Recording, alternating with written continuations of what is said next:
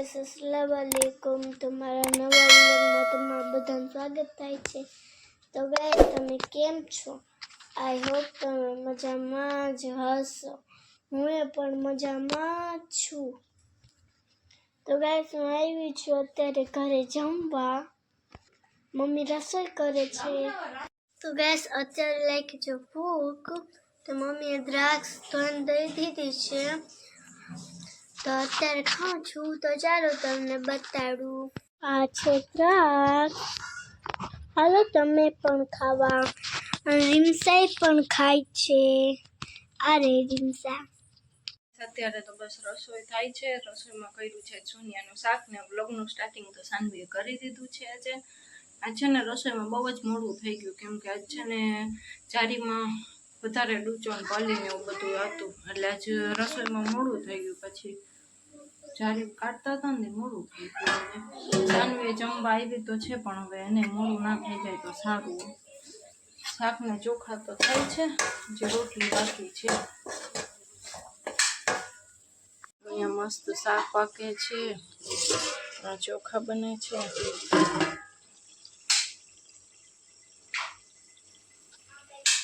તો ગાઈસ પડીને આવી ગઈ છું, તો ભૂખ લાગી છે, ટેટી ખાઉં છું, તો ચાલો તમને બતાડું।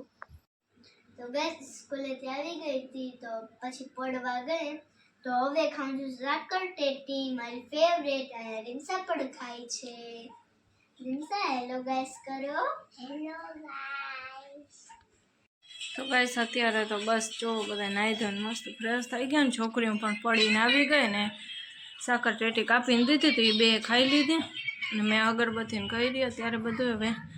હવે થોડુંક અત્યારે તો બસ એ જ કામ છે કે પેલા રમઝાનનું માલ જોઈ લેશું કે ઠંડી વસ્તુ માલ બનાવવા શું શું પડ્યું છે ને શું શું લેવાનું છે। તો રમઝાન મહિનાને થોડાક જ દિવસ બાકી છે, તો આપણે જોઈ લઈ કે શું શું હવે જોશે ને શું નહીં જોઈ। તો થોડોક તો માલ પડ્યું છે, પણ કોઈ આવતા જાવતા એમ કે લેવાઈ જાય ને।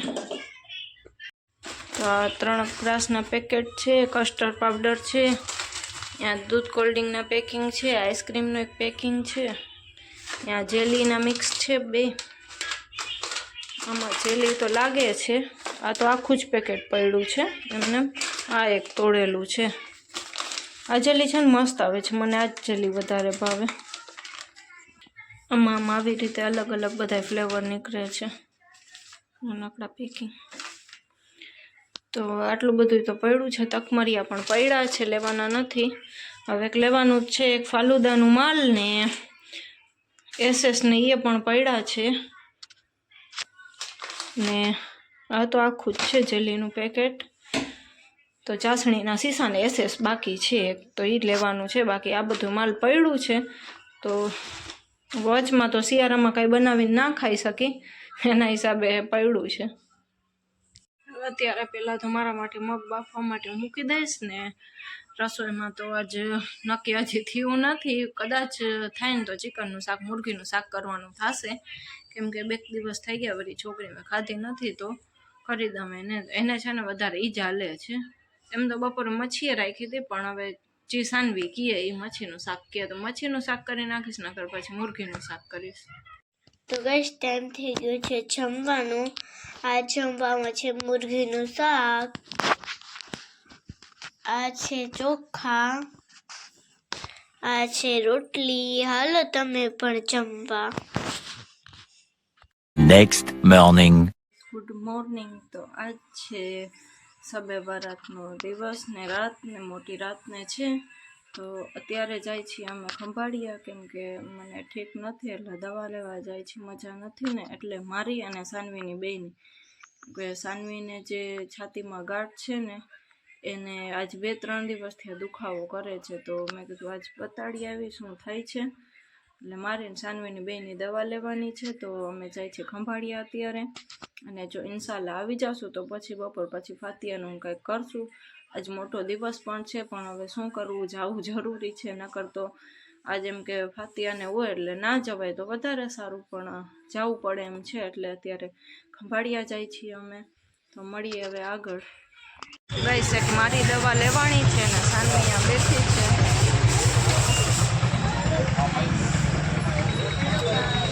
એને ચક્કર આવ્યા હતા હમણાં, તો મેં કીધું કંઈક બિસ્કિટને ખાઈ લે અને પછી ક્યાં બિસ્કિટ લીધા છીએ અને સોડા લીધી છે. ઊભા છીએ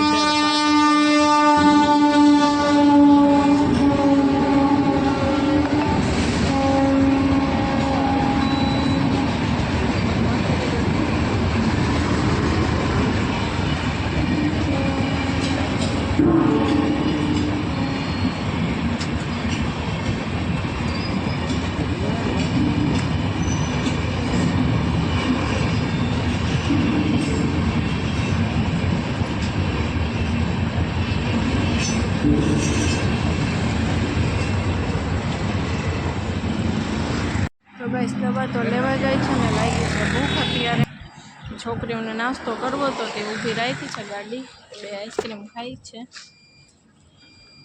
ગાઈસ હું આઈસ્ક્રીમ ખાઉં છું. સાનવીને ચક્કર આવી ગયા હતા ને સાનવી બેભાન થઈ ગઈ હતી. પછી થોડોક બિસ્કિટને ખવડાવ્યું ને સોડાને પીરાવી. હવે આઈસ્ક્રીમ ખવડાવી દઉં ને મેં કીધું તો એને મજા આવી જાય. રીમસા પણ ખાઈ છે. સો યમી મારે તો આઈસ્ક્રીમ નથી ખાવી, મને તીખું ભાવે એટલે મેં ભેળ બનાવી છે. અને રીમસાને હજી પાણીપુરી ખાવી છે.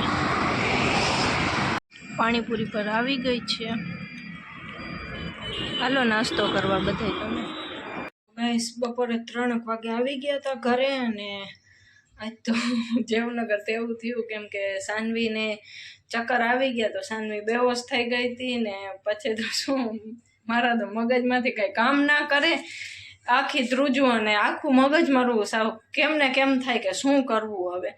અને પછી થોડોક એને જરીક ભાનમાં આવી, પાણી છાંટ્યું ને પછી થોડીક ભાનમાં આવી ને તો એને બિસ્કિટને ખવડાવ્યા ને આઈસ્ક્રીમને, તો પછી વાંધો ના આવ્યો. તો થોડોક હજી નાસ્તો પાણી કરીને હાલતા થયા ને તો હજી તો રીમસાને ઉલટી થઈ. તો બપોરે તો આવીને છોકરીઓમાં જ હતી ને આજ છે સબે બરાતનો દિવસ, આપણો મોટો દિવસ છે આપણો.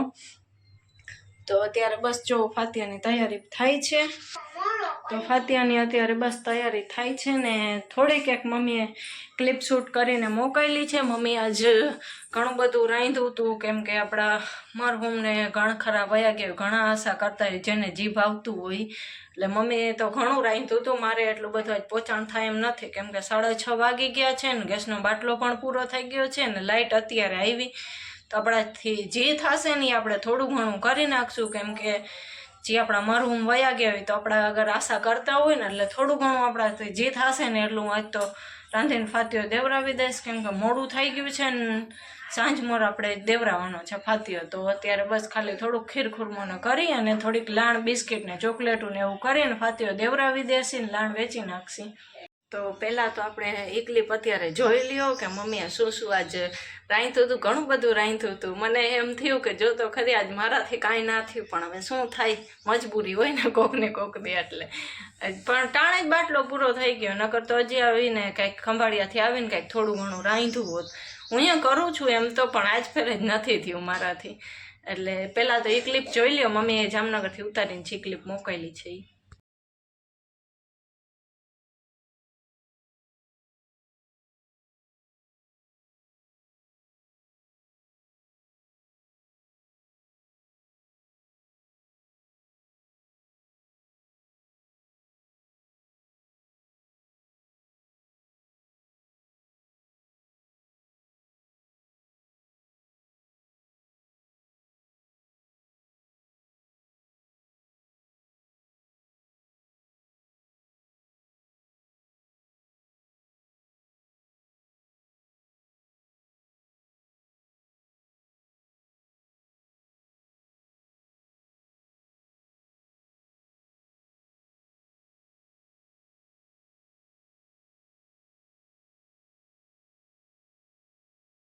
તો ગાઈસ ફાતિયો ત્યારે દેવાઈ ગયો છે ને આ ખીરખુરમું કર્યું હતું જે થયું એ આજે બીજું શું. હવે જીવ તો બરે છે મારો પણ કે મારાથી આટલું જ થયું.